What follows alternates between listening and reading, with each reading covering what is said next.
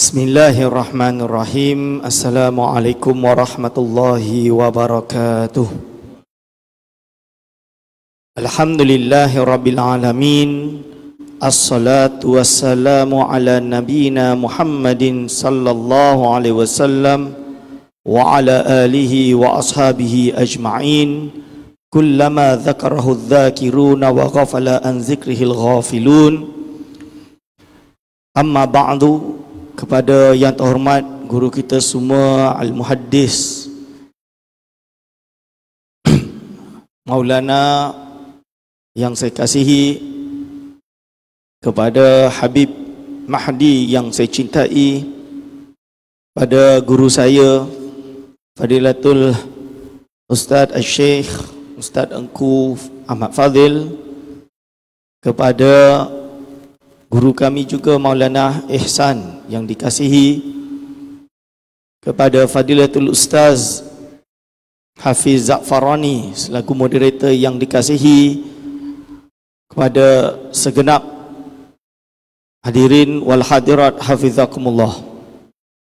Alhamdulillah, syukur kepada Allah Subhanahu wa taala, pada malam hari ini kita dapat bersama-sama untuk sedikit berkongsi, iaitu cinta Rabbi, cinta Nabi, dengan harapan setelah habis program ini kita menzahirkan cinta Rabbi dan cinta Nabi kita, insya-Allah, bukan hanya batinan tapi juga zahiran.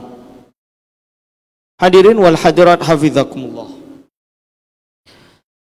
sudi untuk saya kongsikan bersama-sama atas permintaan daripada tuan moderator yang datang sanadnya daripada pengurusi atau AJK Masjid Al-Hasaniyah yang dikasihi, tentang berkongsi tentang amalan.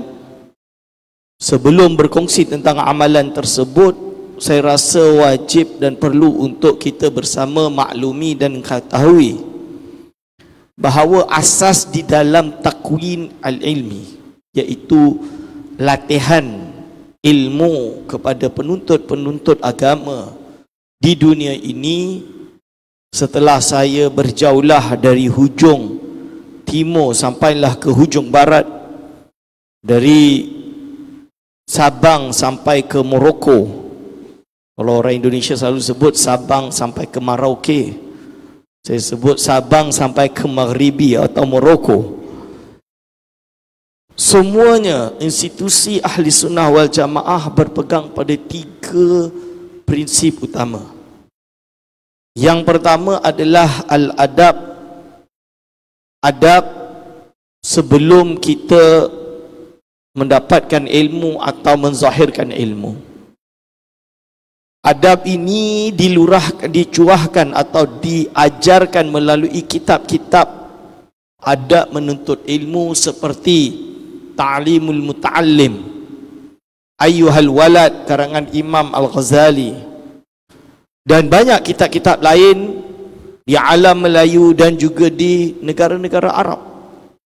Kalau kita pergi ke pondok-pondok di Malaysia mungkin Pelita Ilmu, kalau di pondok-pondok di Indonesia Ta'lim Muta'alim Imam Zarnuji yang bahasa Arab, juga kitab Adabul Alimul Muta'alim Kiai Haji Hashim Ash'ari. Kalau pergi ke Al-Azhar, dia ada satu kitab khusus bekalan untuk pelajar Al-Azhar yang baru. Kalau pergi ke Maghribi, ada Imam Misnawi dikarang kitab khusus Siraju Tulabil Ilmi, berupa bait-bait adab menuntut ilmu. Dan kalau di Universiti Al-Qarawin, dia ada Dalibut Talabah atau Talib fi Jami'atil Qarawin, mengajarkan adab-adab kita sebagai penuntut ilmu. Adab-adab tadi insya-Allah telah diajarkan dan telah diterangkan oleh guru-guru kita. Maulana Husin mensyarahkan tadi, Habib Mahdi kita juga telah mensyarahkan. Dan selain dari itu, ada yang kedua yang perlu untuk kita ambil manfaat, iaitu pentingnya ilmu itu sendiri. Takwinul ilmi, iaitu melatih pelajar-pelajar kita dengan ilmu yang kuat, yang asas, mula dari nahwu dan saraf, balaghah, ulumul alat, mantiq, usul fiqh, usul tafsir, usul hadis, dengan mendalam dan disiplin. Baru masuk ilmu furu', ilmu akidah yang mendalam, ilmu kalam, kita mempelajari ilmu khilaf, qawaid fiqhiyah, dan kitab-kitab usul fiqh yang tinggi, hadis, tafsir dan lain-lain. Juga tasawuf, bukan hanya sekadar kata untuk ikut tasawuf, ikut tariqah, tapi betul-betul faham bagaimana tariqah dan tasawuf itu sendiri untuk diamalkan. Dan nanti ada tahap ketiga, yaitu ilmu tanpa amal tidak boleh. Imam Al-Ghazali mengingatkan kita dalam kitab Ayyuhal Walad, al-ilmu bila amalin jununun, ilmu tanpa amal itu gila. Wal amalu bila ilmin la yakun, beramal tanpa ilmu itu tak sah. Berarti kita kena ada amalan, dan amal tersebut yang fardu itu wajib dan tidak boleh ditinggalkan. Dalam hadis qudsi yang terkenal melalui Sahih Bukhari-nya, baginda sallallahu alaihi wasallam meriwayatkan hadis qudsi daripada Allah Subhanahu wa taala yang mengkhabarkan, tidaklah seorang hamba itu dekat padaku melainkan kalau amalan fardu ni dia dah buat, tapi dia tambah dengan amalan-amalan sunnah sehingga dia mencapai pada derajat mahabbah yang ada pada dirinya. Ini yang kita harapkan. Maka di pondok-pondok, di ribat-ribat, di universiti Islam yang ahli sunnah wal jamaah seperti Al-Azhar Al-Sharif, seperti di UC Al-Qarawiyyin, di madaris atiqah, yaitu sekolah-sekolah atau tradisional, pondok-pondok tradisional yang ada di Maghribi, di Algeria dan lain-lain, semuanya tidak meninggalkan kepentingan amal. Sebab itu kalau kita belajar di dalam ilmu tasawuf, tokoh-tokoh yang mengarang tasawuf, ada 3 kitab tasawuf, manhaj tasawuf yang mesti ada di kalangan mereka. Saya beri contoh Al-Imam Ibnu Athaillah As-Sakandari. Pertama, dia mengajarkan tentang tasawuf itu sendiri, amalan tasawuf itu sendiri, yaitu apakah itu tasawuf, apakah itu tazkiyatun nafs, apakah itu ikhlas, menjauhi riya, pentingnya kita untuk ikhlas, untuk tawakul, tauhid dan lain-lain. Imam Ibnu Athaillah Sakandari mengarang kitab yang berjudul Tajul Arus, misalan dia. Lalu apabila kepentingan untuk kita mencontohi baginda sallallahu alaihi wasallam, yang mana baginda sallallahu alaihi wasallam ini telah dicontohi oleh para sahabat, dan para tabi'in mencontohi para sahabat, tabi'in mencontohi tabi'in, dan yang generasi mencontohi generasi sebelumnya, sambung menyambung sampai kepada kita hari ini.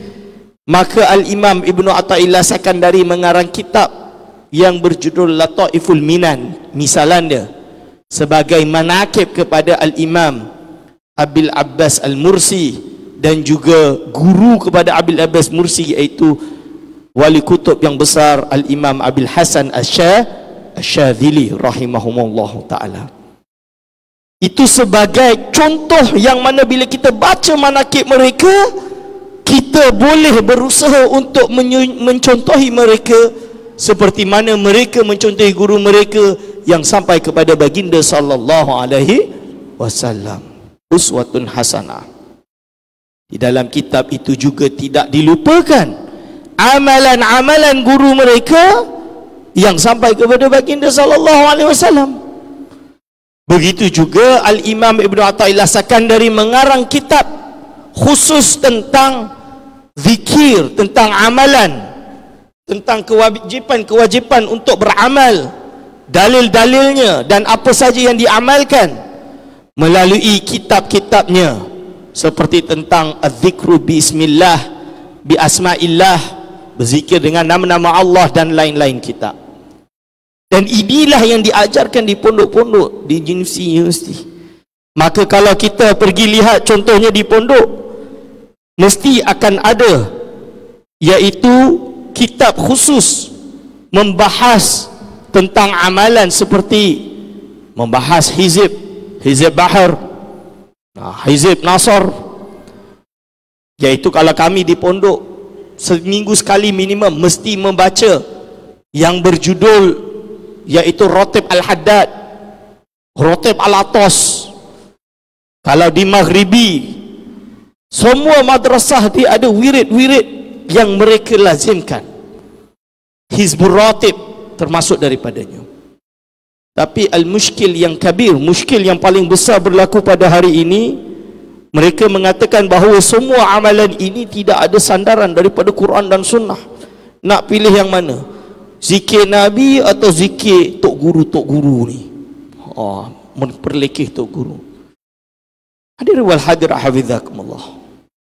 Semua amalan zikir tadi termasuk hizib Nawawi yang telah diijazahkan oleh Habib Mahdi, itu semua bersumberkan daripada Al-Quran dan Sunnah. Kalau kita belajar usul fiqh, dalil ni ada dalil khusus, ada dalil umum. Tak semestinya dalil kena exactly Rasulullah SAW bersabda amalkanlah hizib Nawawi.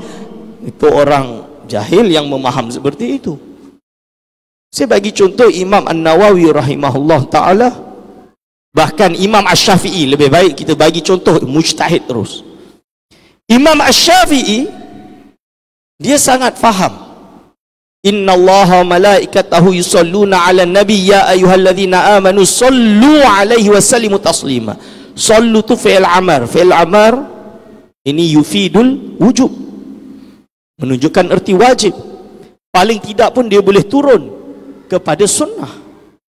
Dan ulama memahami ayat ini sebagai dalil umum, kebolehan, keharusan untuk berselawat kepada Nabi SAW dengan cara apapun, asalkan makna dan isinya adalah baik yang tidak bercanggah dengan syariat.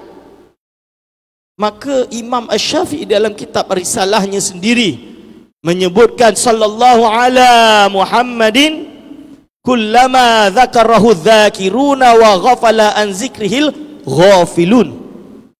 Itu adalah selawat Imam Ash-Shafi'i, yang mana ulama telah mengambil apa yang disebutkan oleh Imam Syafi'i tadi, diratibkan, dibacakan berkali-kali, sama ada di Malaysia di belakang tahlil, kalau di Maghribi setiap kali selepas solat dibaca selawat tersebut adalah selawat Imam Ash-Shafi'i. Tapi datang Wahabi pula, dia kata, oh tak boleh menentukan. Pernah ada satu kertas kerja, kononnya nak buat fatwa melarang mana-mana orang mentakyinkan, menentukan zikir tertentu dengan fadilat khusus. Sampai macam tu, jumlah khusus. Kata dia ini dilarang. Macam kalau buat ni keluar dari ahli sunnah wal jamaah. Ada. Dan kami lawan. Tidak benar itu. Kerana apa? Hatta Al-Imam Ibn Taymiyah sendiri dalam kitab Majmu' Fatawa dia pernah ditanya tentang membaca 70,000 tahlil. Apakah ketika seorang membaca 70,000 ini dihadiahkan kepada orang yang telah mati, boleh ke tak boleh? Jawab Ibn Taymiyah, orang yang membaca 70,000 aksara au aqalla, 70,000 lebih banyak ke lebih sedikit, insya-Allah nafa'allahu bihi, Allah SWT menjadikan ia manfaat kepada mayit tersebut. Dia tak melarang, walaupun ini bukan hadis. Dia kata, kerana apa? Kerana ini adalah ihda'uth thawab ilal mayyit. Tak kisahlah berapa pun, it's not an issue. Dan ini yang disebut ulama. Bila ulama ta'yin, bukan dia kata kalau kau tak buat banyak ni berarti kau tak boleh. Tidak. Maksud dia adalah umum untuk diamalkan, dan ini yang biasa sudah ditajaribkan.